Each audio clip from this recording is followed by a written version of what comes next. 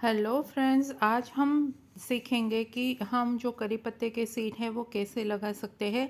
मैंने यूट्यूब पे शॉर्ट्स डाला था और मेरे इंस्टाग्राम अकाउंट पे मैंने रील डाला था। सब ने मुझे यही पूछा कि आपने बता तो दिया है कि ये इसके सीड्स हैं, मगर ये लगाने कैसे हैं, इस पे भी एक वीडियो बनाए।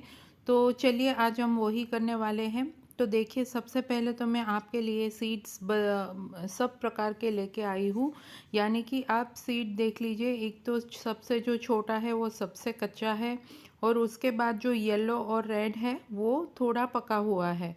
तो सबसे पहले जब पौधे पे यानी कि करी पत्ता के आपने अगर पोट में प्लांट लगाया है तो उस पे भी आएंगी, और ज़मीन में अगर पौधा लगा है तो उस पे भी अभी सीड आएंगे, क्योंकि ये सीड आने का टाइम होता है। तो कई बार कई लोगों को प्रश्न होता है कि ये क्या है, और वो ऐसे ही वेस्ट कर देते हैं, मगर वेस्ट नहीं करना, इसको रखना है अगर आपको नए पौधे चाहिए तो देखिए, ये जो है मेरे हाथ में दिखाई दे रहा है वो येलो और रेड है, तो ये पूरी तरह से पका हुआ सीड नहीं है। अगर आप इसको ग्रो करेंगे तो ये ग्रो नहीं होगा और सीड भी आपका वेस्ट जाएगा।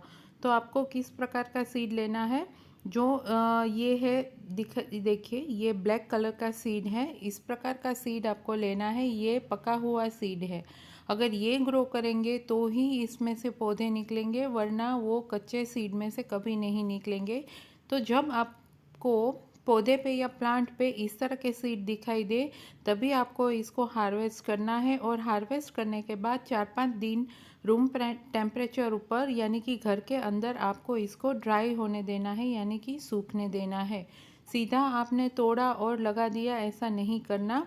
तो देखिए, इसके अंदर से एक और सीड निकलता है, ये ऊपर का कवर होता है, तो कवर आपको निकाल देना है, और अंदर से जो हार्ड आपको सीड मिलेगा वो ही आपको लगाना है। वो ही ओरिजिनल सीड होता है। ऐसे ही लगा देंगे तो शायद देर होगी इसको अंकुरित होने में, तो ऊपर का कवर निकाल दीजिए, और अंदर से जो सीड निकलेगा वो इस प्रकार का होगा। तो इतना अगर सीड मोटा होता है तो हमें लगाना भी उसी तरह होता है, हमें थोड़ा ध्यान रखना पड़ता है लगाने में। देखिए, मैंने मिट्टी रेडी कर ली है। मैंने लिया है राइस हस्क और वर्मी कंपोस्ट। अगर आपके पास राइस हस्क नहीं है तो आप कोकोपीट, वर्मी कंपोस्ट और थोड़ी सी मिट्टी, तीनों को अच्छी तरह से मिक्स कर लीजिए सरखी मात्रा में, और उसमें फिर अच्छे से मिक्स कर लीजिए। मिक्स करने के बाद छोटे से पॉट में, यानी कि आपके पास अगर 3-4 इंच का पॉट है तो उसमें लगा दीजिए। मेरे पास नहीं है तो मैंने इस बैग में मिट्टी डाल के रख दिया है और इसमें ही लगाऊंगी, ताकि ये ग्रो हो जाए तो बाद में थोड़े दिन उसमें ही चले, बाद में मैं नए पॉट में ट्रांसफ़र कर दूंगी। तो इस तरह से देखिए, इतनी भुरभुरी सोइल मिक्स आप लेंगे तो ही ये अच्छे से ग्रो करेंगे। यानी कि जो आप कोकोपीट लेते हैं उससे मॉइस्चर बना रहेगा और रूट को फैलने में भी मदद मिलेगी। तो देखिए, जितना भी आपका सीड की साइज़ जितनी हो उससे 2 गुना डीप आपको इसको ग्रो करना है, यानी कि ज़्यादा डीप नहीं करना। ये सीड थोड़ा बड़ा है तो हम 1 इंच का गड्ढा करके उसमें रख देंगे और ऊपर से मिट्टी डाल देंगे। तो इससे क्या होगा कि जितना, देखिए, सीड बाहर निकल गया है तो मैं फिर से इसे अच्छे से डाल रही हूँ, और ऊपर से मिट्टी डाल दूँगी ताकि ये हिले नहीं अपनी जगह से, क्योंकि ये हिलना नहीं चाहिए। हिलेगा तो ये फिर अच्छे से ग्रो नहीं कर पाएगा। और ऊपर से आपको इसको पानी देना है, हल्के हाथ से देना है। मेरे एक हाथ में कैमरा पकड़ा है तो मुझे डायरेक्ट ही डालना पड़ता है, मगर आप अच्छे से हल्के हाथों से इसे डालिएगा।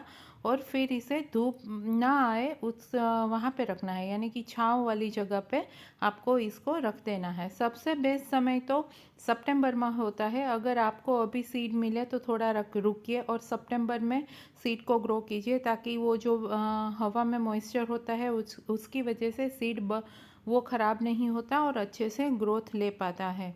तो आप भी यही ट्राई कीजिए और ज़रूर से मुझे बताइएगा कमेंट में कि आपके यहाँ ये सीड ग्रो हुए कि नहीं। मैं तो इसी प्रकार से लगाती हूँ, और मेरे सारे पौधे हैं वो इस मिट्टी में ही अच्छे से ग्रो हो जाते हैं। तो थोड़ा बड़ा आपका पौधा हो जाए तो फिर उसको बड़े गमले में ट्रांसफ़र कर देंगे, मगर अभी इतना ही सही है, इससे छोटा हो तो भी अच्छा रहेगा।